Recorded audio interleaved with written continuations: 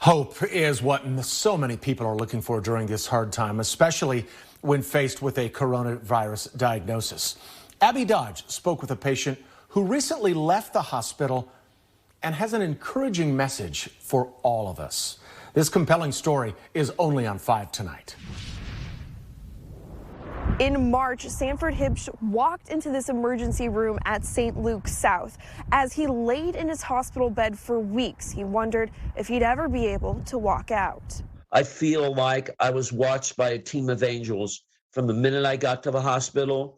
Somebody picked up on something, and they knew that I was going to be strong, and I was.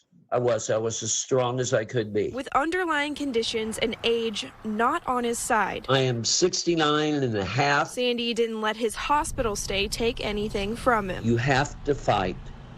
You have to be ready to use your strength to get stronger, or you're never going to leave. One of Sandy's many doctors says his outlook wasn't the best. He was talking, but he was slowly and surely deteriorating. You've got to be ready to fight this thing.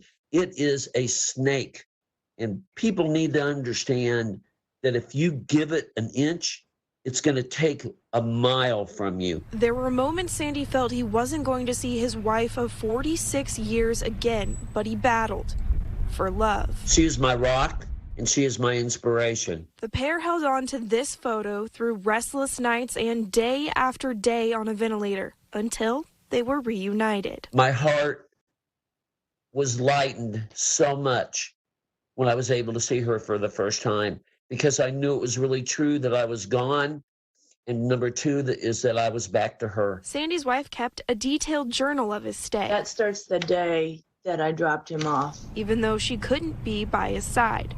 His doctor says in this moment, their dedication paid off. In Sandy's case, it gives me double pleasure because he had this dreaded disease, and in his case, he had all the risk factors for poor outcomes.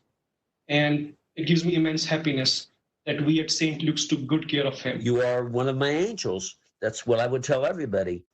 And I truly mean it. Sandy says the people working in this hospital deserve more than anything he could give them. I owe my life, and I know that. I owe my life to that hospital. They're part of me now. And they're going to be forever. Sandy says he's committed to getting even stronger. He was up at 7 this morning working on some exercises to make sure that he's not coming back here anytime soon. In Overland Park, Abby Dodge, KCTV 5 News.